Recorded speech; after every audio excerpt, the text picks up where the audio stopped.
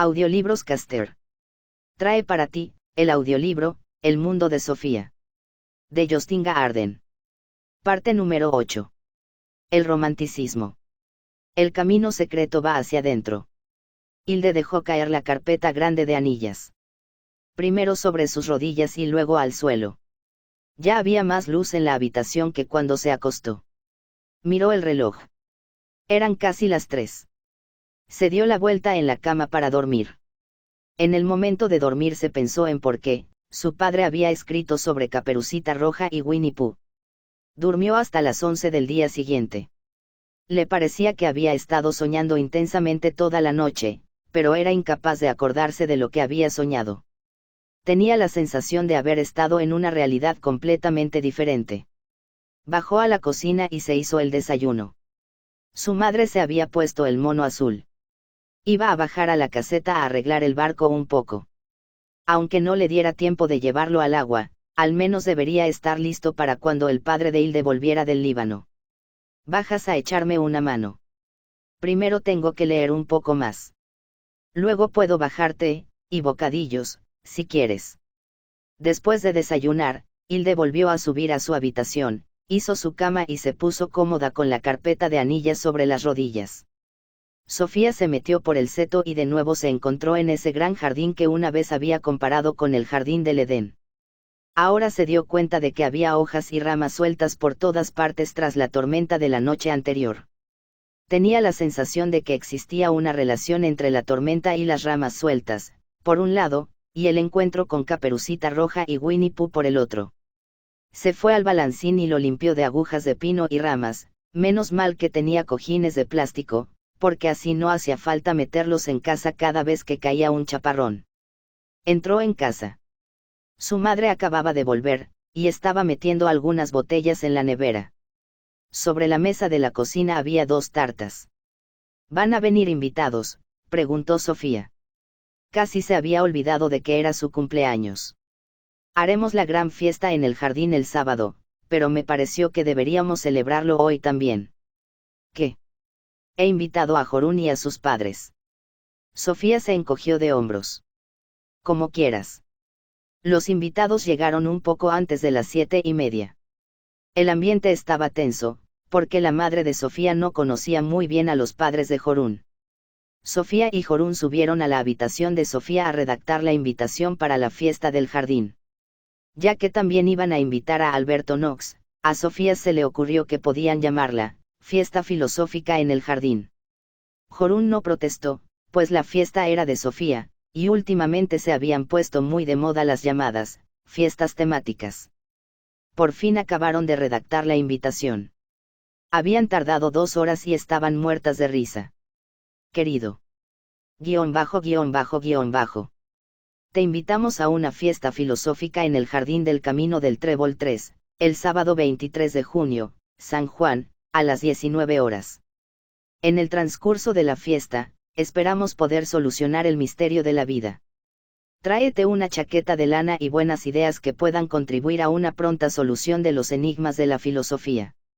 Desgraciadamente está prohibido encender hogueras de San Juan debido al gran peligro de incendio, pero las llamas de la imaginación podrán arder libremente.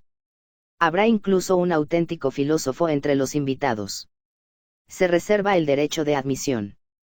Nada de prensa. Un cordial saludo, Jorún Ingebrigtsen, Comisión de Festejos, y Sofía Amundsen, anfitriona.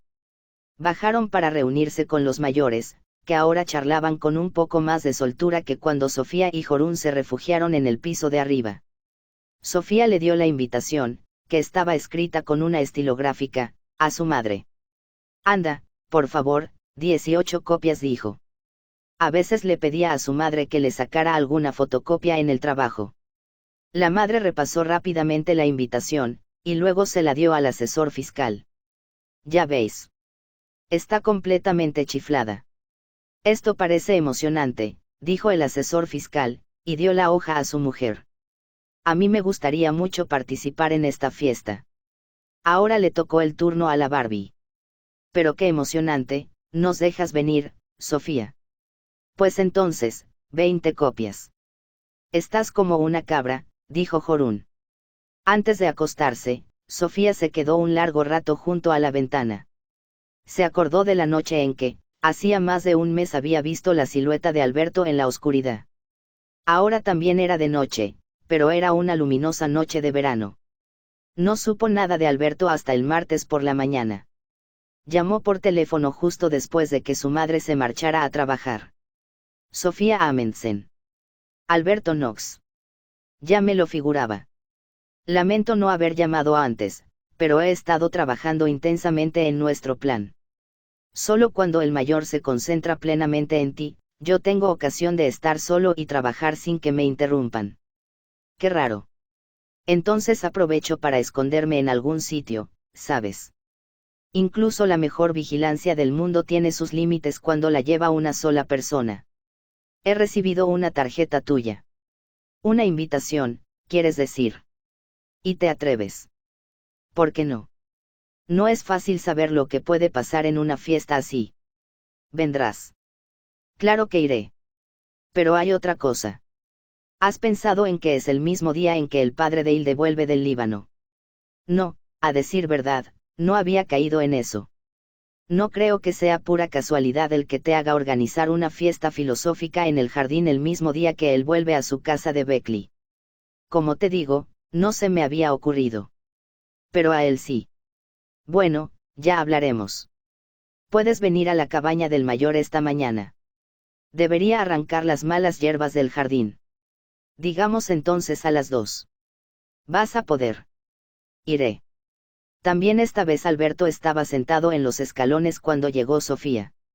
Siéntate aquí, dijo. Hoy fue derecho al grano. Hasta ahora hemos hablado del Renacimiento, de la época barroca y de la Ilustración. Hoy vamos a hablar del Romanticismo, la última gran época cultural europea. Nos estamos acercando al final de una larga historia, hija mía. Tanto tiempo duró el Romanticismo. Empezó muy a finales del siglo XVIII y duró hasta mediados del siglo pasado. No obstante, después de 1850 ya no tiene sentido hablar de épocas enteras que abarquen literatura y filosofía, arte, ciencia y música. Pero el romanticismo fue una época así. Se ha dicho que el romanticismo fue la última postura común ante la vida en Europa. Surgió en Alemania como una reacción contra el culto a la razón de la Ilustración. Después de Kant, y su fría razón, era como si los jóvenes alemanes respiraran aliviados. ¿Y qué pusieron en lugar de la razón? Los nuevos lemas fueron, sentimiento, imaginación, vivencia, y añoranza. También algunos de los filósofos de la Ilustración habían señalado la importancia de los sentimientos, como por ejemplo Rousseau, pero en ese caso como una crítica contra la importancia exclusiva que se daba a la razón. Ahora esta subcorriente se convirtió en la corriente principal de la vida cultural alemana. Entonces Kant había perdido partidarios. Sí y no. Muchos románticos se consideraron herederos de Kant, pues el maestro había afirmado que lo que podemos saber sobre das Ding an sich es muy limitado. Por otro lado, había señalado lo importante que es la aportación del yo al conocimiento. Ahora cada individuo tenía libertad para dar su propia interpretación de la existencia. Los románticos aprovecharon esta libertad, convirtiéndola en un culto casi desenfrenado al yo, lo cual también condujo a una revalorización del genio artístico. Había muchos genios de esos. Un ejemplo es Beethoven, en cuya música nos encontramos con un ser que expresa sus propios sentimientos y añoranzas. En ese sentido Beethoven era un creador libre, al contrario que los maestros del barroco, por ejemplo Bach y Händel, quienes compusieron sus obras en honor a Dios y, muy a menudo, conforme a reglas muy severas. Yo solo conozco la sonata del Claro de Luna, y la Quinta Sinfonía. Pues entonces puedes apreciar lo romántica que es la sonata del Claro de Luna, y lo dramática que es la expresión que emplea Beethoven en la Quinta Sinfonía. Dijiste que también los humanistas del Renacimiento eran individualistas. Sí. De hecho hay muchos rasgos comunes entre el Renacimiento y el Romanticismo, quizás sobre todo en la importancia que otorgaban, unos y otros, al arte y a su significado para el conocimiento del hombre. En este campo Kant aportó lo suyo. En su estética había investigado qué es lo que sucede cuando nos sentimos abrumados por algo muy hermoso, por ejemplo, por una obra de arte. Cuando nos entregamos a una obra de arte sin servir a otros intereses que a la propia vivencia artística, nos acercamos a una percepción de das Ding an sich. Eso quiere decir que el artista es capaz de transmitir algo que los filósofos no pueden expresar. Así opinaron los románticos. Según Kant, el artista juega libremente con su capacidad de conocimiento. El poeta alemán Schiller continuó desarrollando las ideas de Kant. Escribe que la actividad del artista es como un juego, y que el hombre solo es libre cuando juega, porque entonces hace sus propias leyes. Los románticos opinaban que solamente el arte podía llevarnos más cerca de lo inefable. Algunos fueron hasta el final y compararon al artista con Dios. Porque el artista crea su propia realidad exactamente de la misma manera que Dios ha creado el mundo. Se decía que el artista tiene una fuerza imaginativa de creación del mundo. En su entusiasmo artístico podía llegar a sentir desaparecer la frontera entre sueño y realidad. Novalis, que era uno de los jóvenes genios, dijo que el mundo se convierte en sueño, el sueño en mundo. Escribió una novela medieval que se titulaba Heinrich von Otterdingen. El escritor no pudo dejarla acabada cuando murió, en 1801, pero tuvo de todas formas una gran importancia. La novela cuenta la historia del joven Heinrich, que está buscando aquella flor azul, que un día vio en un sueño y que desde entonces siempre ha añorado. El romántico inglés Coleridge expresó la misma idea de esta manera. ¿Qué pasaría si durmieras? ¿Y qué pasaría si, mientras dormías, soñabas? ¿Y qué pasaría si, en tu sueño, fueras al cielo y allí arrancaras una flor rara y hermosa? ¿Y qué pasaría si, al despertar, tuvieras la flor en tu mano? Ah, entonces ¿qué? ¡Qué bonito! Esta añoranza de algo lejano e inaccesible era típica de los románticos. Algunos también añoraron los tiempos pasados, por ejemplo la Edad Media, que ahora se revalorizó frente a la evaluación tan negativa de la Ilustración. Los románticos también añoraban culturas lejanas, por ejemplo Oriente y sus misterios. También se sentían atraídos por la noche, por el amanecer, por viejas ruinas y por lo sobrenatural. Se interesaban por lo que podríamos llamar los aspectos oscuros de la existencia, es decir, lo enigmático, lo tétrico y lo misterioso. A mí me suena como una época interesante. ¿Quiénes eran en realidad esos románticos? El romanticismo era ante todo un fenómeno urbano. Precisamente en la primera parte del siglo pasado tuvo lugar un florecimiento de la cultura urbana en muchos lugares de Europa, y muy marcadamente en Alemania. Los románticos, típicos eran hombres jóvenes, muchos de ellos estudiantes, aunque quizás no se ocuparan demasiado de los estudios en sí.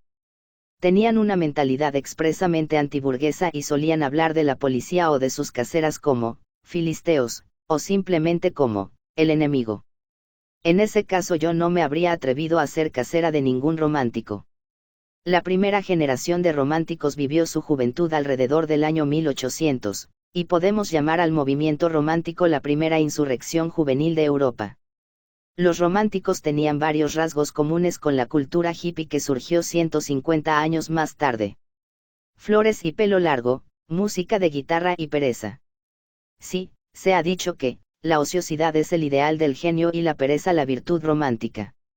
Era la obligación del romántico vivir la vida o soñar para alejarse de ella.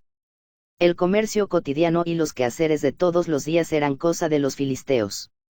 Henrik Bergeland era un romántico. Tanto Bergeland como Welhaven eran románticos. Bergeland también defendió muchos de los ideales de la Ilustración, pero su comportamiento, caracterizado por una obstinación inspirada pero desordenada, tenía casi todos los rasgos típicos de un romántico, por ejemplo, sus exaltados enamoramientos. Su Estela, a quien dedica sus poemas de amor, era tan distante e inaccesible como la flor azul de Novalis. El propio Novalis se comprometió con una joven que solo tenía 14 años. Ella murió 4 días después de cumplir los 15, pero Novalis continuó amándola el resto de su vida. Has dicho que se murió solo 4 días después de cumplir los 15 años. Sí. Yo tengo hoy 15 años y 4 días. Es verdad. ¿Cómo se llamaba? Se llamaba Sofía. ¿Qué has dicho? Bueno. Me estás asustando. ¿Es esto una coincidencia? No sé, Sofía, pero ella se llamaba Sofía. Sigue. El propio Novalis murió a los 29 años. Fue uno de los jóvenes muertos. Pues muchos de los románticos murieron jóvenes, muchos a causa de la tuberculosis. Algunos se suicidaron. Vaya. Aquellos que llegaron a viejos dejaron más bien de ser románticos alrededor de los 30 años. Muchos se volvieron muy burgueses y conservadores. Entonces se pasaron al campo del enemigo. Sí, tal vez. Pero hablamos del enamoramiento romántico. El amor inaccesible había sido introducido ya por Goethe en su novela epistolar titulada Los sufrimientos del joven Werther, publicada en 1772. El pequeño libro acaba con que el joven Werther se pega un tiro porque no consigue a la mujer a la que ama. ¿No era eso un poco exagerado? Resultó que el número de suicidios aumentó después de publicarse el libro, y durante algún tiempo estuvo prohibido en Dinamarca y Noruega. Como ves, no carecía de peligro ser romántico. Se ponían en marcha fuertes sentimientos. Al oír la palabra, romántico, pienso en grandes pinturas de paisajes, bosques misteriosos y naturaleza salvaje. Preferiblemente envuelta en niebla. Uno de los rasgos más importantes del romanticismo era precisamente la añoranza de la naturaleza y la mística de la misma. Y, como ya he dicho, esas cosas no surgen en el campo. Te acordarás de Rousseau, que lanzó esa consigna de vuelta a la naturaleza, que finalmente tuvo éxito en el romanticismo. El romanticismo representa, entre otras cosas, una reacción contra el universo mecánico de la Ilustración. Se ha dicho que el romanticismo implicaba un renacimiento de la antigua conciencia cósmica. Explícate. Significa que la naturaleza se consideró una unidad. En este punto los románticos conectaban con Spinoza, pero también con Plotino y filósofos del Renacimiento como Jacob Boehme y Giordano Bruno. Estos tuvieron en común su vivencia de un yo divino en la naturaleza. Eran panteístas. Tanto Descartes como Hume habían hecho una fuerte distinción entre el yo, por un lado, y la realidad extensa por el otro. También Kant había hecho una clara separación entre el yo, que conoce, y la naturaleza, en sí. Ahora se decía que la naturaleza era un enorme yo. Los románticos también empleaban la expresión, alma universal, o espíritu universal. Entiendo. El filósofo romántico dominante fue Schelling, que vivió desde 1775 a 1854. Intentó anular la mismísima distinción entre espíritu y materia. Toda la naturaleza, tanto las almas de los seres humanos, como la realidad física, son expresiones del único Dios o del espíritu universal, dijo él. Bueno, me recuerda a Spinoza. La naturaleza es el espíritu visible, el espíritu es la naturaleza invisible, dijo Schelling. Porque en todas partes de la naturaleza intuimos un espíritu estructurador. También dijo que la materia es inteligencia adormecida. Esto me lo tendrás que explicar más detenidamente. Schelling vio un espíritu universal, en la naturaleza, pero también vio el mismo espíritu en la conciencia del hombre. En este sentido, la naturaleza y la conciencia humana son en realidad dos expresiones de lo mismo. Sí, ¿por qué no? Es decir, que uno puede buscar el espíritu universal, tanto en la naturaleza como en la mente de uno mismo. Por eso Novalis dijo que el camino secreto va hacia adentro. Pensaba que el hombre lleva todo el universo dentro y que la mejor manera de percibir el secreto del mundo es entrar en uno mismo. Es una idea hermosa. Para muchos románticos la filosofía, la investigación de la naturaleza y la literatura se elevan a una unidad superior. Estar sentado en un estudio escribiendo inspirados poemas o estudiando la vida de las flores y la composición de las piedras eran en realidad dos lados del mismo asunto. Porque la naturaleza no es un mecanismo muerto, es un espíritu universal, vivo. Si sigues hablando así, creo que me hago romántica. El científico nacido en Noruega, Enrique Stefflens, llamado por Bergeland, la hoja de laurel, desaparecido de Noruega con el viento, porque se había ido a vivir a Alemania, llegó en 1801 a Copenhague para dar conferencias sobre el romanticismo alemán. Caracterizó el movimiento romántico con las siguientes palabras: cansados de los eternos intentos de atravesar la materia cruda, elegimos otro camino y quisimos apresurarnos hacia lo infinito. Entramos en nosotros mismos y creamos un nuevo mundo. ¿Cómo consigues acordarte de tantas palabras de memoria? No tiene importancia, hija mía. Sigue. Schelling también vio una evolución en la naturaleza de tierra y piedra a la conciencia del hombre. Señaló transiciones muy graduales de naturaleza muerta a formas de vida cada vez más complicadas. La visión de la naturaleza de los románticos reflejaba que la naturaleza se entendía como un solo organismo, es decir, como una unidad que constantemente va desarrollando sus posibilidades inherentes. La naturaleza es como una planta que abre sus hojas y sus pétalos. O como un poeta que despliega sus poemas. ¿No recuerda esto un poco a Aristóteles? Pues sí. La filosofía de la naturaleza del romanticismo tiene rasgos aristotélicos y neoplatónicos. Pues Aristóteles tenía una visión más orgánica de los procesos naturales que los materialistas mecanicistas. Entiendo. También encontramos pensamientos parecidos en su nueva visión de la historia. Muy importante para los románticos sería el filósofo e historiador Herder, que vivió desde 1744 a 1803. Opinó también que el transcurso de la historia se caracteriza por el contexto, el crecimiento y la orientación. Decimos que tenía una visión dinámica de la historia porque la vivía como un proceso. Los filósofos de la Ilustración habían tenido a menudo una visión estática de la historia. Para ellos solo existía una razón universal y general, que fluctuaba según los tiempos. Herder señaló que toda época histórica tiene su propio valor. De la misma manera cada pueblo tiene sus particularidades o su alma popular. La cuestión es si somos capaces de identificarnos con las condiciones de otras culturas. De la misma manera que tenemos que identificarnos con la situación de otra persona para entenderla mejor, también debemos identificarnos con otras culturas para comprenderlas. Supongo que hoy en día eso es más o menos evidente. Pero en el romanticismo era algo nuevo. El romanticismo contribuyó también a reforzar los sentimientos de identidad de cada una de las naciones. No es una casualidad que nuestra propia lucha por la independencia nacional floreciera precisamente en 1814. Entiendo. Ya que el romanticismo implicaba orientaciones nuevas en tantos campos, lo normal ha sido distinguir entre dos clases de romanticismo. Por romanticismo, entendemos, ante todo, lo que llamamos romanticismo universal. Pienso entonces en aquellos románticos que se preocuparon por la naturaleza, el alma universal y el genio artístico. Esta forma de romanticismo floreció primero, y de un modo muy especial, en la ciudad de Jena alrededor del año 1800. Y la otra clase de romanticismo. La otra es la llamada romanticismo nacional, que floreció un poco más tarde, especialmente en la ciudad de Heidelberg. Los románticos nacionales se interesaban sobre todo por la historia del pueblo, por la lengua del pueblo, y en general por la cultura popular.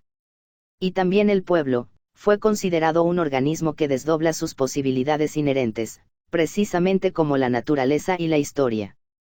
Dime dónde vives, y te diré quién eres. Lo que unificó al romanticismo universal y al nacional fue ante todo la consigna, organismo. Los románticos consideraban tanto una página, como un pueblo, organismos vivos, de manera que también una obra literaria era un organismo vivo. La lengua era un organismo, incluso la naturaleza se consideraba un solo organismo. Por ello no hay una diferenciación bien definida entre el romanticismo universal y el romanticismo nacional. El espíritu universal estaba presente en el pueblo, así como en la cultura popular y en la naturaleza y el arte. Comprendo. Herder ya había recopilado canciones populares de muchos países, y había publicado la colección bajo el elocuente título Stimmen der Völker in Liedern, las voces de los pueblos en sus canciones. Caracterizó la literatura popular como lengua materna de los pueblos. En Heidelberg se comenzaron a recopilar canciones y cuentos populares. Tal vez hayas oído hablar de los cuentos de los hermanos Grimm. Así, Blancanieves, y Caperucita Roja, Cenicienta, y Hansel y Gretel. Y muchos, muchos más. En Noruega teníamos a Asbjørnsen y Moe, que viajaron por todo el país recogiendo la literatura propia del pueblo. Era como cosechar una jugosa fruta que de repente se había descubierto como algo rico y nutritivo. Y corría prisa, porque la fruta ya estaba cayéndose de los árboles. Landstad recopiló canciones e Iver Aasen recopiló la propia lengua noruega. Desde mediados del siglo pasado también se redescubrieron los viejos mitos de los tiempos paganos. Compositores de toda Europa comenzaron a incorporar la música folclórica a sus composiciones. De esa manera intentaron construir un puente entre la música popular y la artística. La música artística. Por música artística se entiende música compuesta por una sola persona, por ejemplo Beethoven. La música popular, por otra parte, no la había compuesto una persona determinada, sino el propio pueblo. Por eso tampoco sabemos exactamente cuándo se compusieron las melodías populares. Y de la misma manera se distingue entre cuentos populares y cuentos artísticos. ¿Qué significa cuento artístico? Un cuento que ha sido creado por un determinado escritor, por ejemplo Hans Christian Andersen. Precisamente el género cuentístico fue cultivado con gran pasión por los románticos. Uno de los maestros alemanes fue Hoffmann. Creo que he oído hablar de los cuentos de Hoffmann. El cuento fue el gran ideal literario entre los románticos, más o menos de la misma manera que el teatro había sido la forma artística preterida de los barrocos. Proporcionaba al escritor grandes posibilidades de jugar con su propia fuerza creativa. Podía jugar a Dios ante un mundo imaginado. Exactamente. Y ahora podríamos hacer un breve resumen. Venga. Los filósofos románticos entendieron el alma universal, como un yo, que, en un estado más o menos onírico, crea las cosas en el mundo. El filósofo Fichte señala que la naturaleza procede de una actividad imaginativa superior e inconsciente. Schelling dijo que el mundo está en Dios. Pensaba que Dios es consciente de algunas cosas, pero también hay aspectos de la naturaleza que representan lo inconsciente en Dios. Porque también Dios tiene un lado oscuro. Es una idea que me asusta y me fascina a la vez. De la misma manera se consideró la relación entre el autor y su obra de creación. El cuento proporcionó al escritor la posibilidad de jugar con su propia fuerza imaginativa. El mismo acto de la creación no era siempre consciente. Al escritor le podía ocurrir que el cuento que estaba escribiendo saliera empujado por una fuerza inherente. A veces estaba como hipnotizado mientras escribía. De acuerdo. Pero luego el mismo escritor podía romper la ilusión. Podía intervenir en el relato con pequeños comentarios irónicos al lector, para que éste, al menos esporádicamente, recordara que el cuento solo era un cuento. Entiendo. De esta manera el escritor también podía recordar al lector que su propia vida era de cuento. Esta clase de ruptura de la ilusión la solemos llamar ironía romántica. Nuestro propio Ibsen, por ejemplo, deja decir a uno de los personajes en su obra Peer Gynt, que uno no muere en medio del quinto acto. Creo que entiendo que esa réplica tiene algo de divertido. Porque al mismo tiempo dice que simplemente es un soñador. La frase es tan paradójica que podemos marcarla con un punto y aparte. ¿Qué quieres decir? Nada, nada, Sofía. Pero luego dijimos que la amada de Novalis se llamaba Sofía, como tú, y que además murió cuando tenía 15 años y 4 días. Comprenderás que me asustara, ¿no? Alberto se quedó sentado mirando algo fijamente. Prosiguió. Pero no debes temer que vayas a tener el mismo destino que la amada de Novalis. ¿Por qué no? Porque aún quedan muchos capítulos. ¿Qué dices?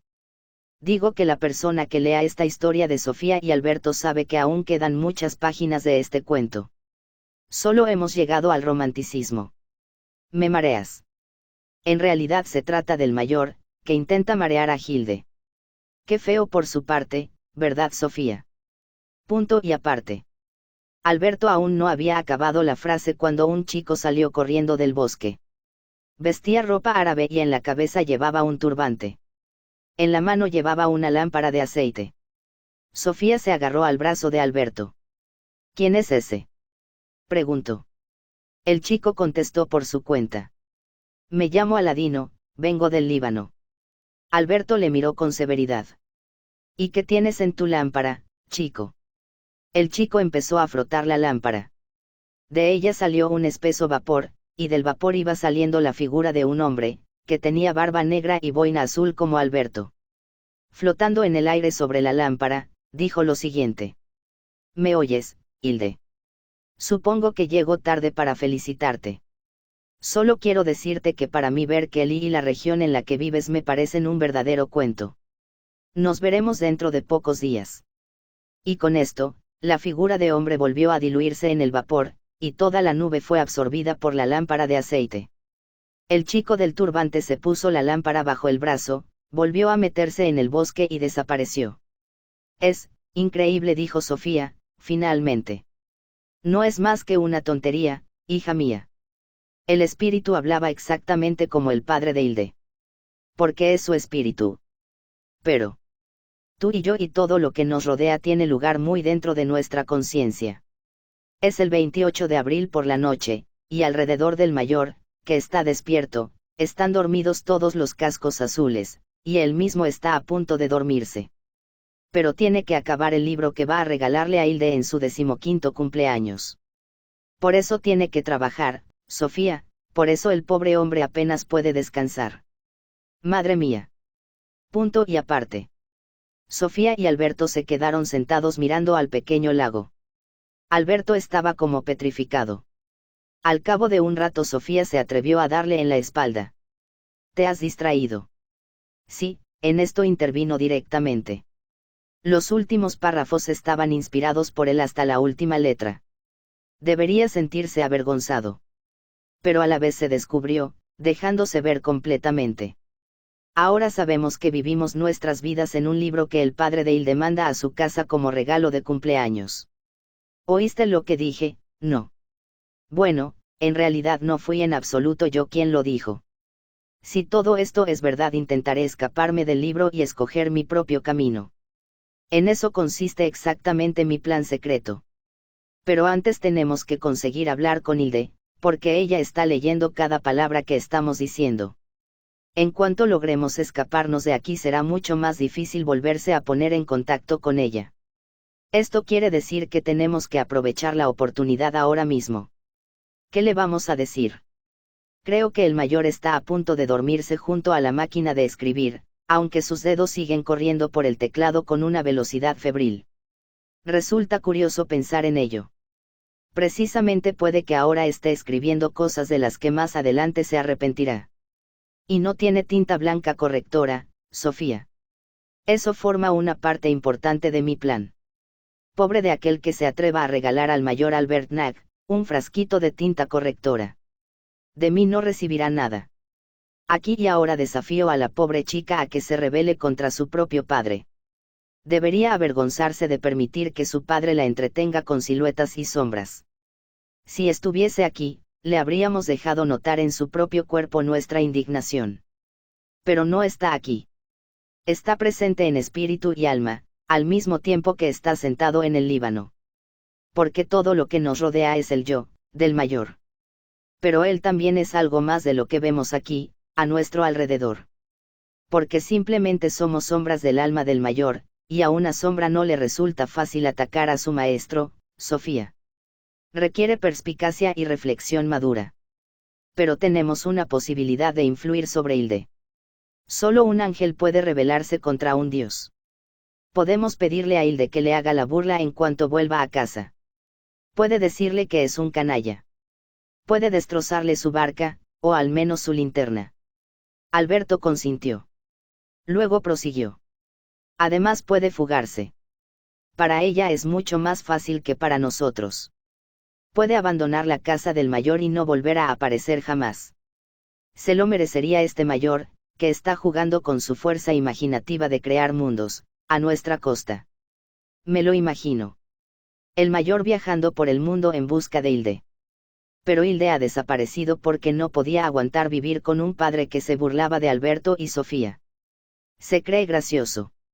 Eso es lo que quería decir cuando te dije que nos usa para entretenimiento de un cumpleaños, pero debería tener cuidado, Sofía, y Hilde también. ¿Qué quieres decir con eso? ¿Estás cómoda? Con tal de que no aparezcan más espíritus de lámparas. Imagínate que todo lo que vivimos tiene lugar en la conciencia de otra persona. Nosotros somos esa conciencia. No tenemos ninguna alma propia, somos el alma de otro. Hasta aquí nos encontramos sobre un camino filosófico conocido. Berkeley y Schelling hubieran aguzado el oído. Sí. Luego puede ser que esa alma sea el padre de Hilde Mjernag. Está sentado escribiendo un libro de filosofía para el 15º cumpleaños de su hija. Cuando Hilde se despierta el 15 de junio, se encuentra con el libro sobre la mesilla, y ahora ella y otros pueden leer acerca de nosotros. Durante mucho tiempo el padre ha estado insinuando que, el regalo, puede ser compartido con otros. Me acuerdo. Esto que te estoy diciendo ahora lo está leyendo Hilde después de que su padre estuviera una vez sentado en el Líbano imaginándose que yo te contaba que él estaba en el Líbano. Imaginándose que yo te contaba que él estaba sentado en el Líbano. Sofía se estaba mareando. Intentó pensar en lo que había oído sobre Berkeley y los románticos. Alberto Knox prosiguió. Pero no deberían sentirse demasiado seguros. Y menos aún deberían reírse, porque una risa puede fácilmente atragantarse. ¿A quién? A Hilde y a su padre. No estamos hablando de ellos. Pero ¿por qué no deben sentirse seguros? Porque no se puede descartar en absoluto la posibilidad de que también ellos sean solo conciencia. ¿Cómo podría ser eso posible? Si era posible para Berkeley y los románticos, también será posible para ellos. Quizás también el mayor es una imagen de sombras en un libro que trata sobre él y Hilde, y naturalmente también de nosotros dos, ya que formamos una pequeña parte de su vida. Eso sería aún peor. En ese caso solo seríamos imágenes de sombras de imágenes de sombras. Pero también puede ser que un escritor totalmente diferente esté escribiendo un libro que trata sobre el mayor de los cascos azules Albert Nau que escribe un libro para su hija Hilde. Este libro trata de un tal, Alberto Knox, que de repente empieza a enviar unas modestas reflexiones filosóficas a Sofía Amundsen, en el camino del trébol número 3. ¿Tú crees? Simplemente digo que es posible. Para nosotros ese escritor será un dios oculto, Sofía.